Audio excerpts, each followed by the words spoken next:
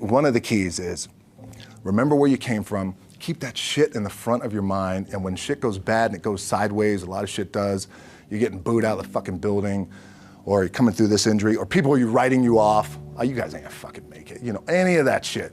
You gotta keep it in here. And it really has to, it should drive you.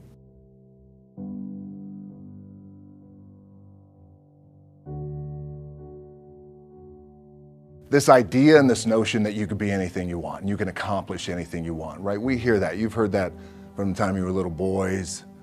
You hear that now. You're already incredibly accomplished. You can win an NBA championship, MVP of the league. You could become president. You could become governor. You could be in entertainment. You could do Charles, and you could do Shaq. You could do that. You could do whatever you want to do. You guys know that. The thing that has worked for me is to remember the hard times. So, and I'm sure you guys all have your processes. And again, I'm going to tell you what's worked for me. So before a big movie comes out, before, back in the days when I was wrestling with WWE, a WrestleMania match, anything big that would happen, I would always take a moment and I just remind myself, all right, I was evicted when I was 14. We were kicked off the island. We couldn't live in Hawaii. Had no place to live. A lot of shit happened. Then when I moved to Nashville, I was arrested multiple times by the time I was 16 years old. I gotta remember that. If I were playing on this team, which my skills are, what's that term? Oh, the shits. So I would never play. But before I lace up, before I get on the court, before I play in these big games, before I go to the Staples Center, where history is there, those are historic walls there at the Staples Center. I would remember that, and it allows me then to be present in the moment and understand, holy shit, the stuff I have around me right now, this is the shit that I dreamed of when I was a kid. I am here. I played for University of Miami, played for great teams. Warren Sapp, Ray Lewis, they were my teammates. They were balling. Warren Sapp was playing tight end that time. I was starting defensive tackle. Yeah. They moved him over to D-line. And he looked at me, he's like, yo, dude, I'm gonna take your spot. I said, you ain't taking my fucking spot. He said, I'm gonna take your spot. I said, no, you ain't. We battled, and he took my spot. Now you can imagine how that fucked with me, because there goes my opportunity. He went in, switched to defensive tackle, lit the world on fire. Well, what that did, it crushed me, it crushed my dreams. I had a piss poor senior year, zero production, no NFL, no combine invite, nothing. Finally went to the CFL, Calgary Stampeders, making $250 a week Canadian. Now I had to send that shit home to my wife at that time. Had no money. So I remember that. When I got cut from Canada, I had $7 in my pocket. And I always tell that story. So now my production company is $7, advertising agency is $7, everything is $7. So I always remember that. What helps me is to keep the hard times in the front of my mind, because it allows me to go into these big moments that I've worked my ass off, and you guys have worked your ass off. It allows me to go into these big moments with a different perspective. What it also does for me, and again, this is what works for me. Like, I keep my back, excuse my language, my back is up against this motherfucker every day. It's against this fucking wall. Excuse my language, ladies in the room. But it's up against this motherfucker because it's what I believe in. And when my back is against this motherfucker, then there's nowhere to go. But that way. That's it. So I feel like this could be something, an ideology and mindset that could help you, if you look at it that way. Because you made it already. We made it. We're successful boys, and we're lucky boys to be where we're at. Oh, you guys made it. Everybody's rich in the room. Nobody's gonna get evicted anymore. Anything you got, there's no more money problems, right? You got a lot of hands out now. Hey, can I get a little bit? Can I get a little bit? Right, that happens.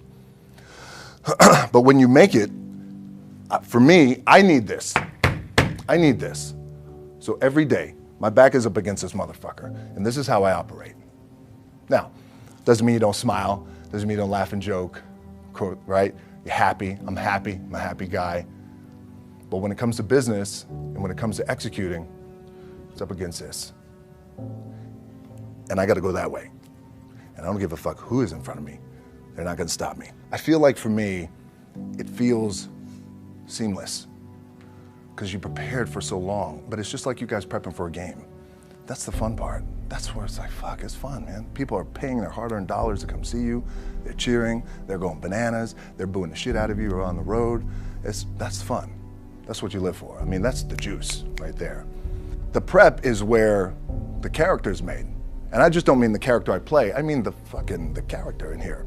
So for me, the prep is getting with the director, getting with the producers, getting with the writers, so in essence, it's like getting with all your coaches and your different position coaches and all the meetings that you have to have, right? So that's the work you put in. The key for me was, where does it start? What's the anchor? What's the anchor? So I could have all these ambitions and you guys have all these ambitions, which is great. It's important. I'll play this role, you'll play that role. I'll execute this thing and it'll come out this summer. You guys will execute this thing during the summer, right? When it's time to really put in a lot more work.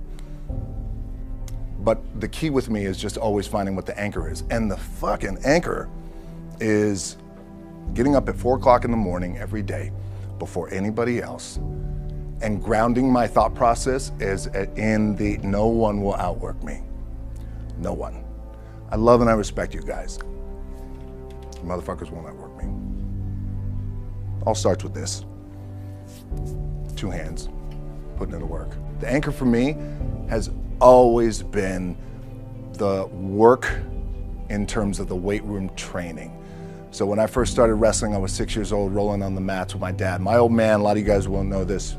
Yeah, Rocky Johnson. My old man was Rocky Johnson. He was the first black WWF at that time. First black WWE tag team champions with Tony Atlas back in 1983. My uncles were wild Samoans. I come from a long line of pro wrestlers. But before the wrestling part happened, I was just in the gym putting in the work. At 6 years old, rolling around on the mats. And finally when I could touch weights at 13, that's what I was doing.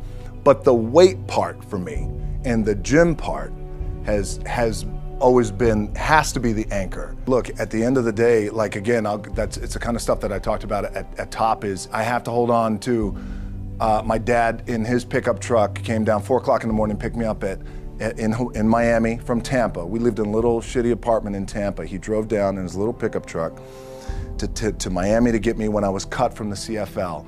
I was driving up I-75. I don't know if you guys are from Florida, any of you guys, if you know, I-75 is like, especially down in Florida, Alligator Alley. I'll never forget it. It's 4 o'clock in the morning.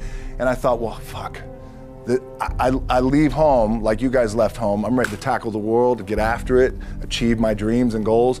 Fucking crushed by 22, 23 years old. Now I gotta move back in with my mom and dad. I played on great teams though. Wait a second, this is not supposed to be my future. I'm supposed to be in the NFL right now. I'm supposed to be making a lot of coin and buying my parents shit, buying me shit, taking care of my wife, but it never happened. So I pulled out my wallet, I thought, well, let me see how much money I have. I opened it up, I had a 5, a 1, and change. I'm not fucking around, and well, at least I rounded up to $7. But I thought, God, ain't this a bitch? I got $7 in my pocket. Where the fuck do I go now? What do I do? I can't go back to CFL, because you know, the point comes where you hear that voice, big run's over. Like, you're done, right? So I heard that voice. So as Coach was saying, man, I hold on to that shit. I'm telling you, my back is up against this motherfucker. We laugh, we joke, we have a good time. Press is always fun to do. Sometimes you got to make it fun. That's another thing. You got to do your best to make press fun if you can. But my back is still up against this motherfucker. I do not forget it. What this also helps me do, and again, it works for me, is at some point, you got to be fucking tired of not being number one.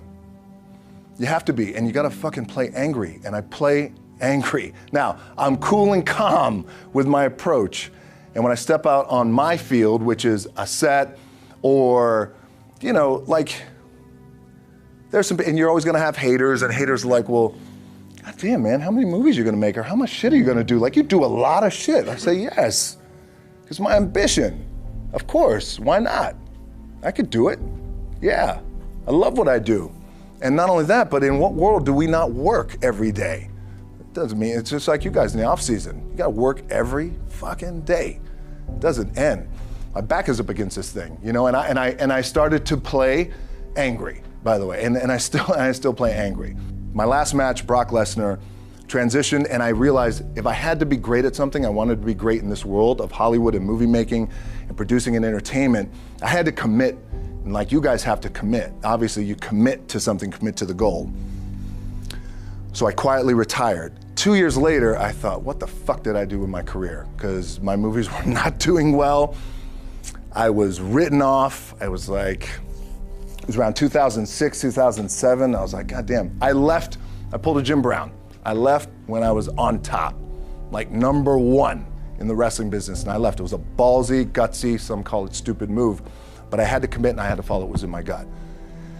And at that time, I'll share this with you guys, and Will Smith is my boy, and I sat down at that time with the agency I was with, and they said, what do you want to accomplish? I said, I want to accomplish the world. I want the world, and I want Will Smith's career, and I said, and I mean this respectfully because I know he's here at this agency with us, I want to do it bigger and better. And they looked at me like I had 3 fucking heads, and they were like, okay. But I still stayed focused, and I still had still put in the hard work with my 2 hands, and that's it. And that's what it comes down to with you guys. One of the keys is, remember where you came from, keep that shit in the front of your mind, and when shit goes bad and it goes sideways, a lot of shit does, you're getting booed out of the fucking building, or you're coming through this injury, or people are writing you off, oh, you guys ain't gonna fucking make it, you know, any of that shit. You gotta keep it in here. And it really has to, it should drive you.